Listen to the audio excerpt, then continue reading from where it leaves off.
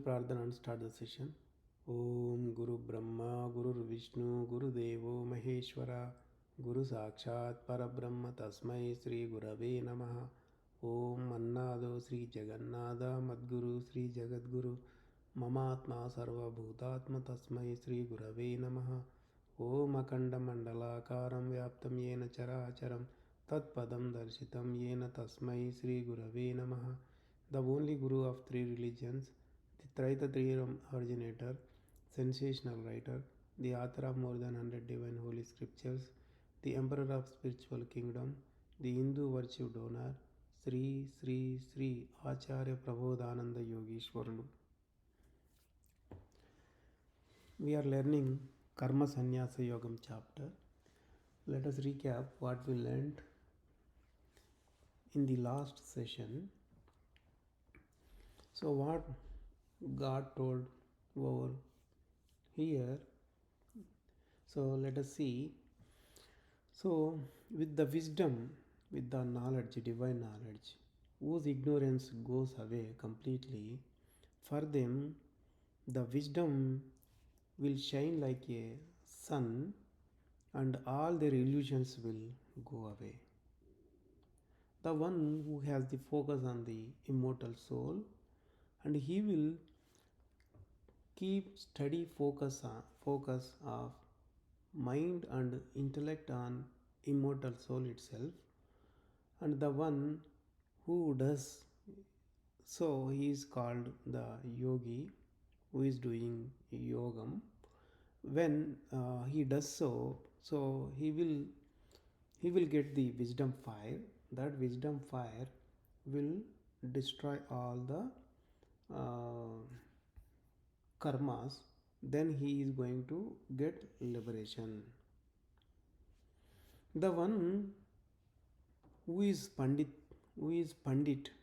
the one who is pandit, so his view will be the same on the obedient Brahmins, cows, elephants, dogs, and the one who eats the dogs. So the one whose mind is having equality on all the creatures, he is like being in this world itself. He is like he crossed over the worldly matters, and since he is able to visualize the immortal soul, which is equally spread in all the creatures. So we can say he is the one who visualized Atma, experienced Atma. The one who knows the Atma, what he does, he will leave all his ignorance and he will focus his intellect on the soul itself. Such kind of person does not hesitate for does not become over joyful for the worldly related happiness and for the worldly related sorrow. He does not even think about that.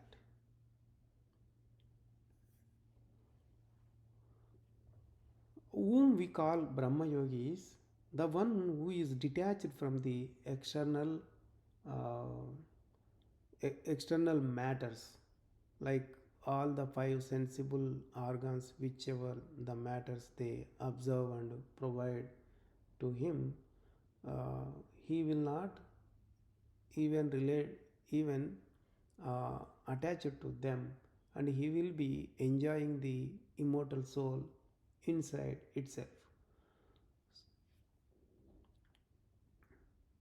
So, and also uh, the luxuries which are generated from the external organs are reason for the sorrow.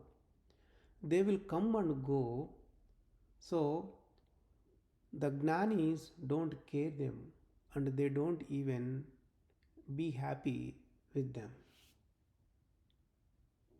The one who could reduce the speed of the uh, desire, angry, before he leaves the body itself, so he will become the eligible person to do the Brahma Yogam. Such kind of person only will get the um, immortal soul happiness, joyful state with the immortal soul. We can say he can enjoy the immortal soul. Whoever is enjoying the um, happiness inside with the soul, whoever is getting the knowledge, acquiring the knowledge about the immortal soul, for him the wisdom fire will light up like a light. So that kind of person becomes Brahma Yogi and he will finally attain Brahman, means the God itself. The one who is friendly to all the creatures within his head, so while he is in Brahma Yogam state, so his sin will be destroying and all his doubts will be getting cleared. Such kind of Brahma Yogi is going to attain the Atma. The one who could able to uh, eliminate angry and desire and who could able to control his organs, he will be attaining the immortal soul on the earth itself. This is what we learned in the last session. Let us continue from 27th slokam today. स्पर्शान् कृत्वा बहिर्बाह्यान् च चक्षुश्चैवान्तरे भ्रुवो प्राणापानौ समौ कृत्वा नासाभ्यन्तरचारिणौ यतेन्द्रियमनोबुद्धिर्मुनिर्मोक्षपरायणः विगतेच्छाभयक्रोधो यः सदा मुक्त एव सः. These two slokams, 27 and 28, both are about the Brahma Yogam itself. The one who could eliminate the matters from all the external organs, whoever could able to focus his mind between the eyebrows, whoever could stop the inhale and exhale which is coming out from his nostrils, whoever could control the organs, whoever could eliminate all his emotions with mind, the one who has objective of getting liberation, those kind of Brahma yogis will always enjoy immortal soul. So we need to clearly understand about this one. We know that mind has a sight, so that we call the mind sight. We can say manodrushti. It has its own sight. The mind has its own sight. In internal view, it has inner view. Mind has its own inner view. So not only for the mind, but also for all the sensible organs. We have sensible organs, right? Those sensible organs have the view also. They have the sight as well. That is why look, listen, like that we see the taste. Uh, See the taste, we say that, right? Um, Sometimes when we are listening, see, we say, see what he's saying, see what he's saying. That means we have the sight for all the sensible organs. When we have some, mm, when we are cooking a dish, when we put all the ingredients in it while we are cooking it, so finally what we do is we will taste that dish also. So that time what we say, see how is the taste, we say, right? Like that, they have all the five sensible organs have the sight. So those what they will do, they will grasp the matters, right? Those matters will be shown to the mind. Mind, what it will do, it will take that matters and give to intellect, buddhi. Then what it does, buddhi will observe the matters uh, and give to the mortal soul. The mortal soul will be experiencing what the intellect is providing to him. So, whenever a human being has no contact with sensible organs, and whenever his breathing goes to zero state, then the mind will be focusing on the immortal soul. So then the mind will be focusing on the immortal soul. Then the mortal soul is experiencing the immortal soul. So this method, whoever knows, he is called Brahma Yogi. That Brahma Yogi will be enjoying Atma. When he is in that state, what happens? His accumulated karma will be getting destroyed. Finally, he gets liberation.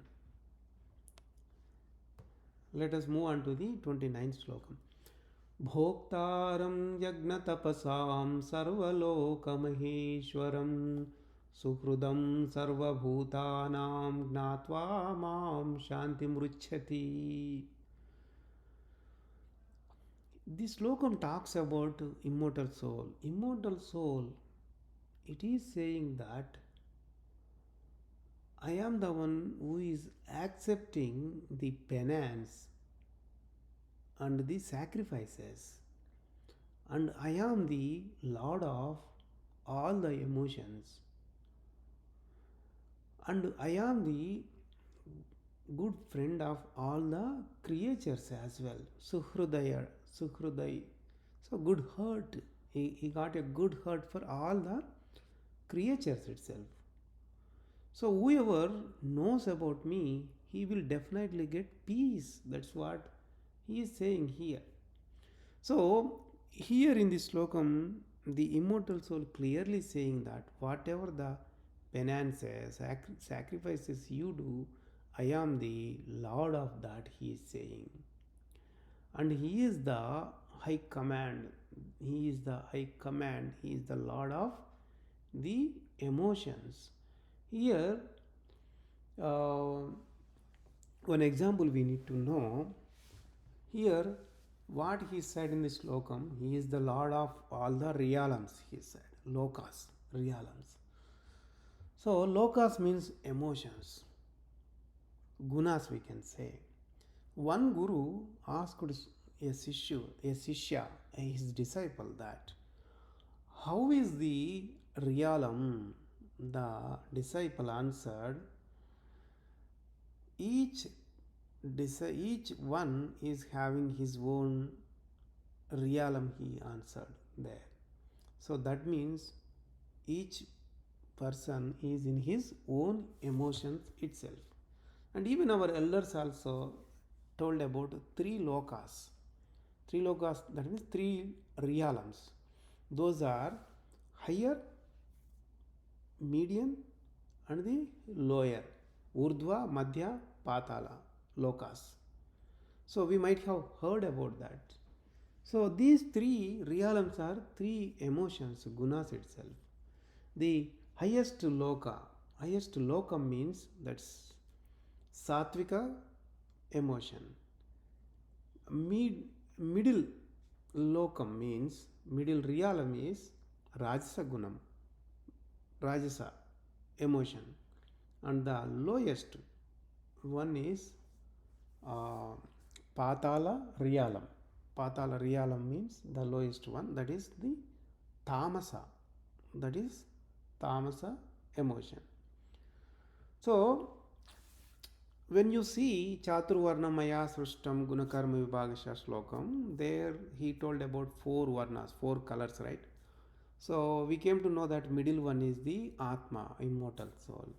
When you see the peacock feather also, there are four colors. In the center, there is immortal soul. It's thick in color, bluish one, thick in color.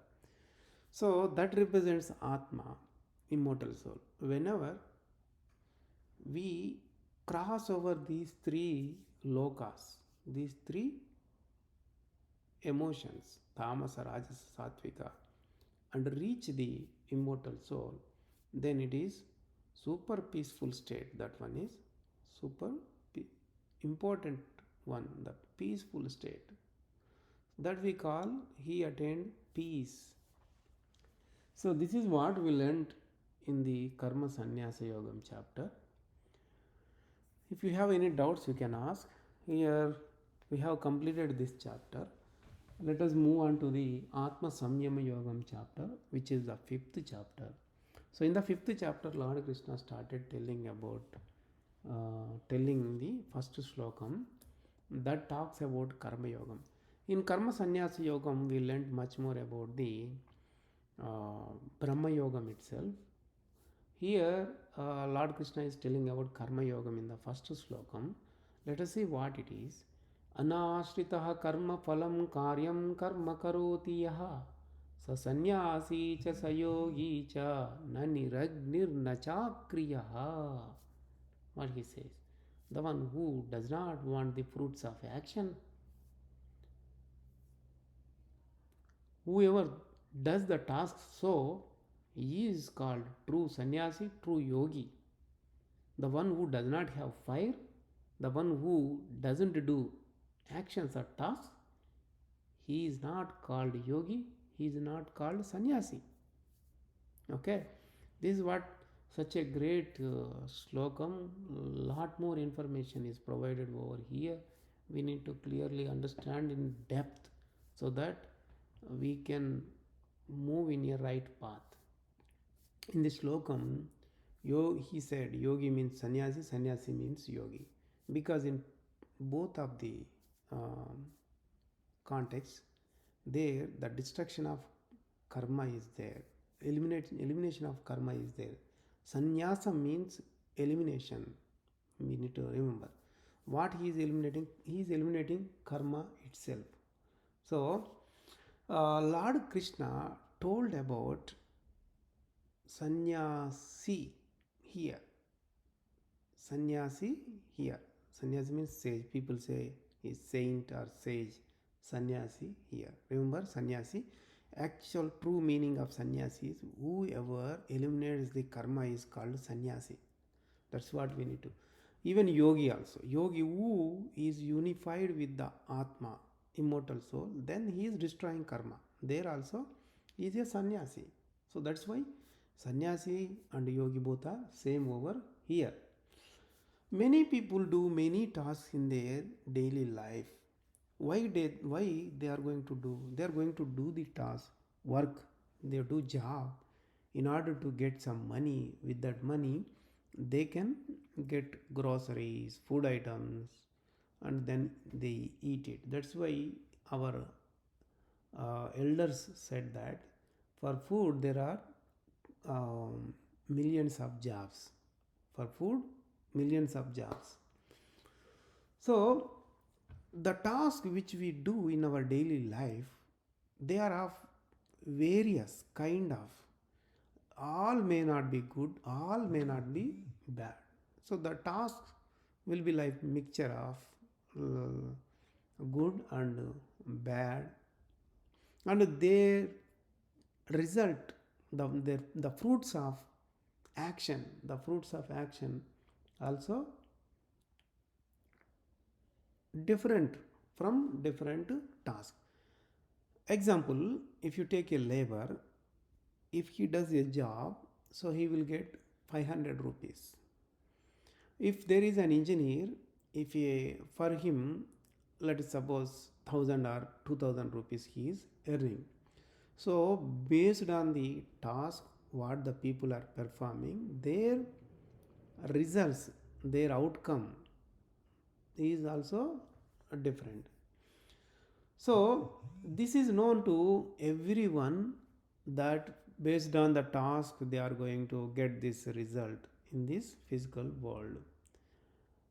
Again, there is another matter over here. So, let us see what is that. There is another result. There is another result which is invisible. So, when we do a job, we are getting physical result in the form of money or whatever it may be. Another result is also there, the fruits of action. Another fruit is also there, second fruit, that is invisible. The, the physical fruits are like money, and invisible fruit is like a karma. So there are two fruits, one is physical, another one is subtle or invisible one. So karma is not visible. Nobody cannot see the karma with his eyes. Everybody is seeing the result what he is getting out of the physical task what he is doing, but not the karma. So this is how and also we cannot say a person how much karma he is earning with a certain job. If that job is done by 10 different people, so base the 10 different people may get 10 different kinds of karma from that. Not 10 different kinds. Task is same, but the intensity of the karma or the level of karma, quantity of the karma varies from one person to another person. That is why we cannot guess how much karma, how much level of karma he is getting out of a task. So since the karma which is invisible, which we cannot see, we can't guess and tell that. So this is like when there is a fire with you put a sticks and light up the fire, you will see fire and the stick, but the air, without air the fire won't continue, right? There won't be a fire, but the air is invisible, the wind is invisible, you can't see that one. And also, yeah, so this is how, if you take a 1 rupee coin, it will have head and tail. When you see the head, you can't see the tail. If you see the tail, you can't see the head. So always what you can see, one head or one tail only. Only head or only tail only. So if you see head, tail is invisible. If you see tail, head is invisible. So for every task there will be two results. One is physical, one is subtle one, like head and tail. So if you take in the form of money, the fruit, if you take in the form of money, 1 rupee coin, if you do a job, if somebody gives a 1 rupee coin, you will see head and tail to the coin. But if you get the returns in the form of groceries or some items, then there won't be other one, only one result will be there. Similarly, uh, similarly there will be a one way where you can avoid the other fruit, that is invisible fruit. So that's what explained by Lord Krishna. So Lord Krishna told us, as there are two fruits of action, you can avoid the invisible fruit from the action. So that's what he told us. So, in order to eliminate the invisible fruit from the action, we need to know how we are getting attached to the karma first. Whenever we know that first, then we can learn about that, the one. By doing so, we can eliminate the task. First, we need to know how we are getting attached to the karma. So, first we need to know what is the reason for action. The reason for action is karma only. So we have accumulated karma in many of the births. So many births we took, right? In every birth we earned lot karma. That karma is called earned karma. Entirely is called accumulated karma. Out of that accumulated karma, some portion of it is allotted as initiative karma, prarabdha karma. From that initiative karma, that initiative karma is the one which makes important role. It is the main reason for execution of a task. So when that initiative karma starts execution, first the mind will be knowing the matter, what matter is going to come into execution. Then that matter is given to the intellect, the buddhi. Then the intellect is attached with the emotion. Then then the intellect will be in the thinking in dual role, where what happens, since there are two kinds of emotions, good emotions and bad emotions, when intellect gets the matter from the mind, it will be thinking that matter with the good emotion and bad emotion. So uh, what it says, the matter, what it thinks, the intellect thinks, it tells the intellect things that to do or not to do, and there is a profit or loss, uh, and good work and bad work. These kind of thoughts the intellect is going to generate. This is like one is favorable to do the task, another one is in unfavorable. Like that, the mind will be thinking. So while it is going on, while the intellect is busy in thinking these things, so there is a chittam which is a decider, which decides what should happen. That is staying nearby the intellect itself. So the decider, the chittam, whichever it decides, that will that will come into the execution. So how it is going to decide? It will look into the initiative karma whether it should happen or not. If if it is written like it should happen, then intellect will decide, the chittam will decide the task, and let mind know about that.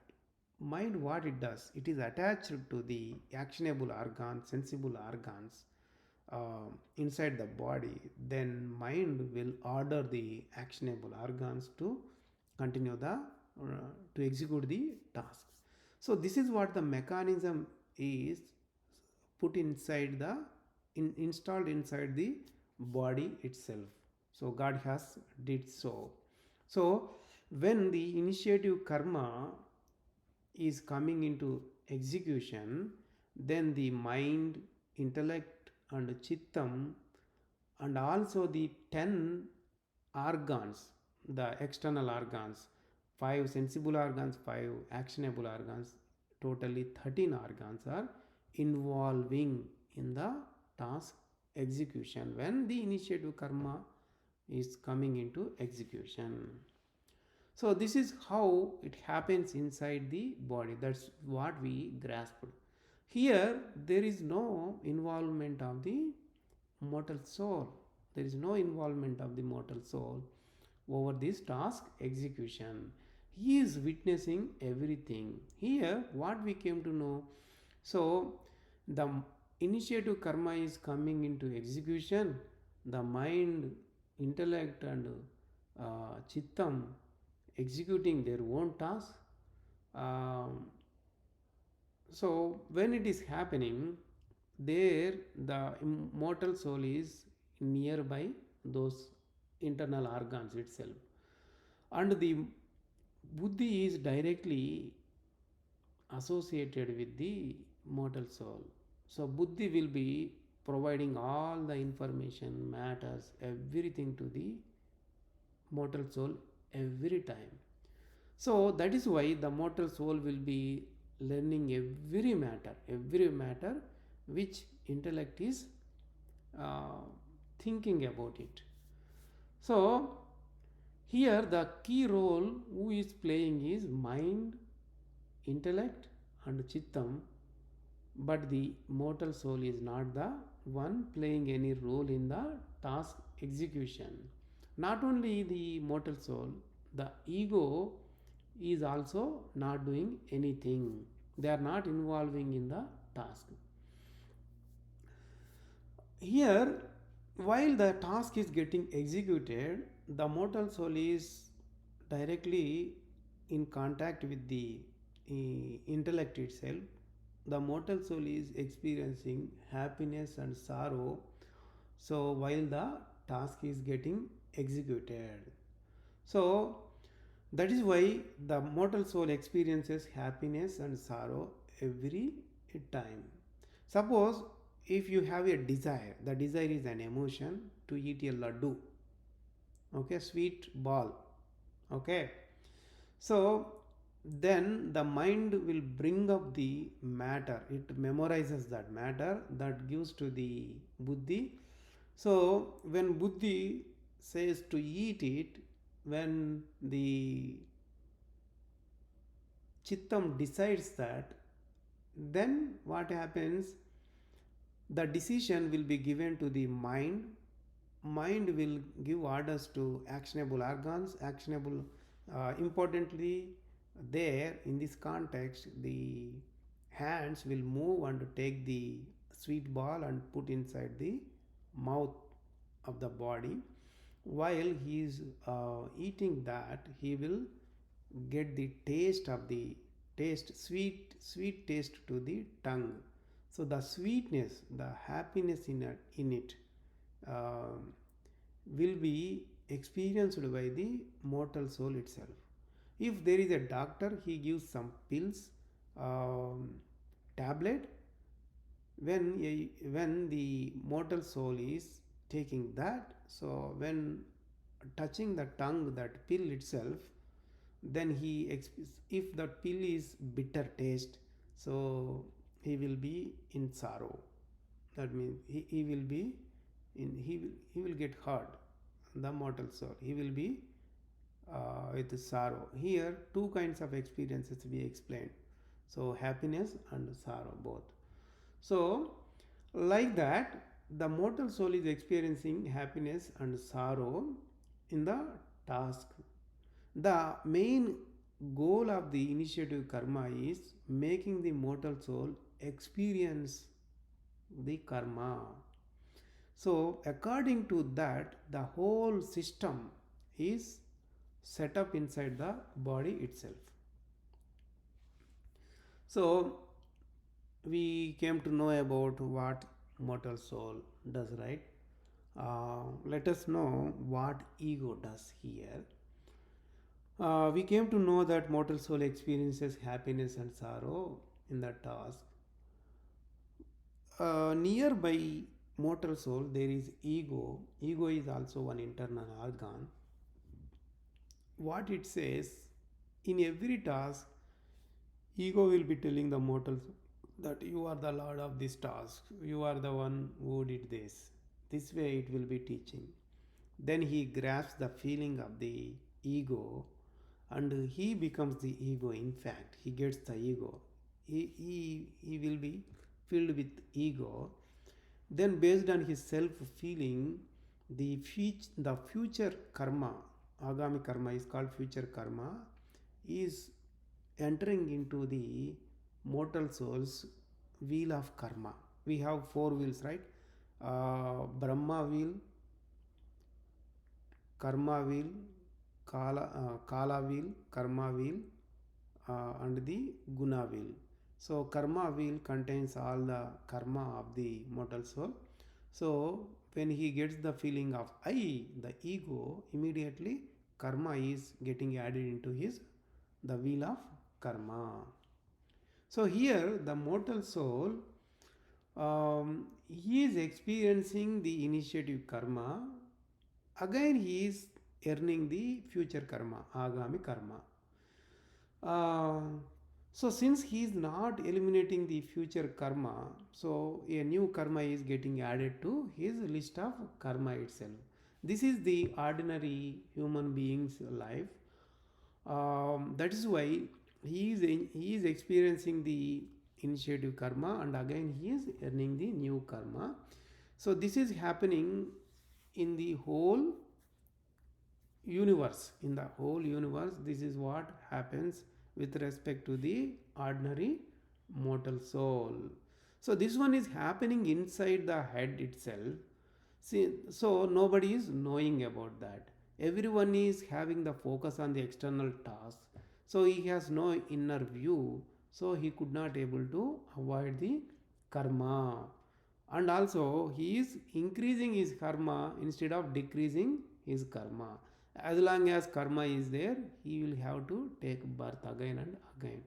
So he is not coming out from the birth and death cycle.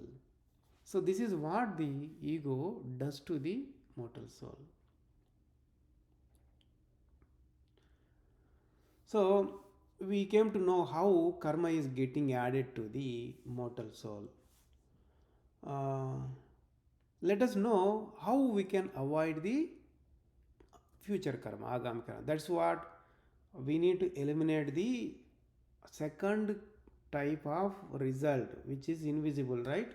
So that is the main important thing in the slokam itself.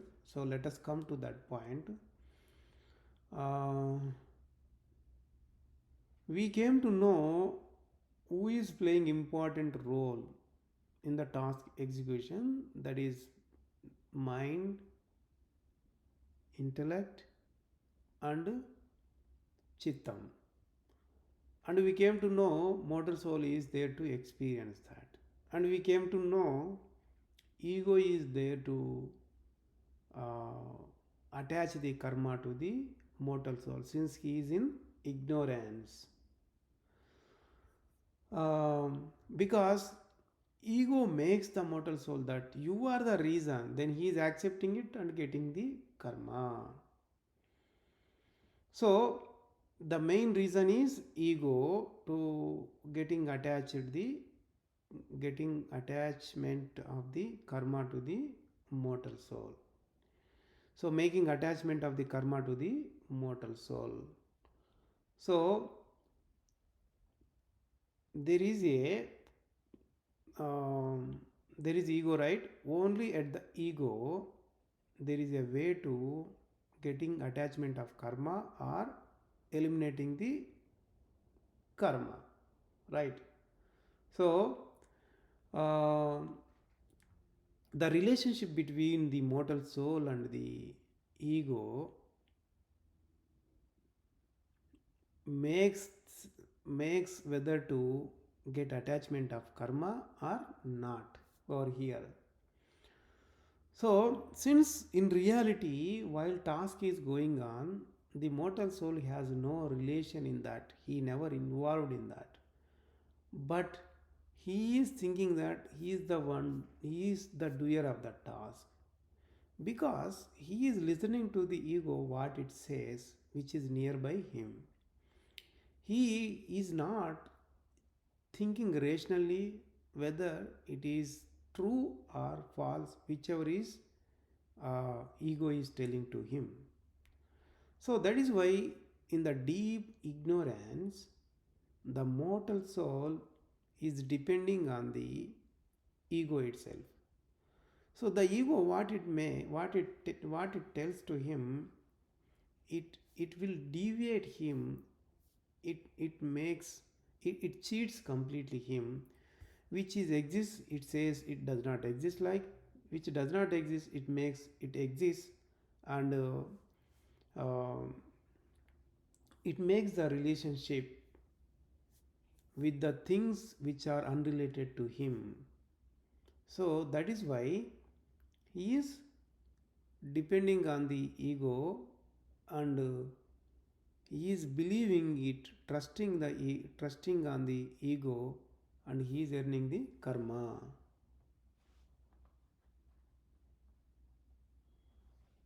Let us end this session over here. We came up to here how the ego is working, and where is the main uh, clue to avoid the karma itself.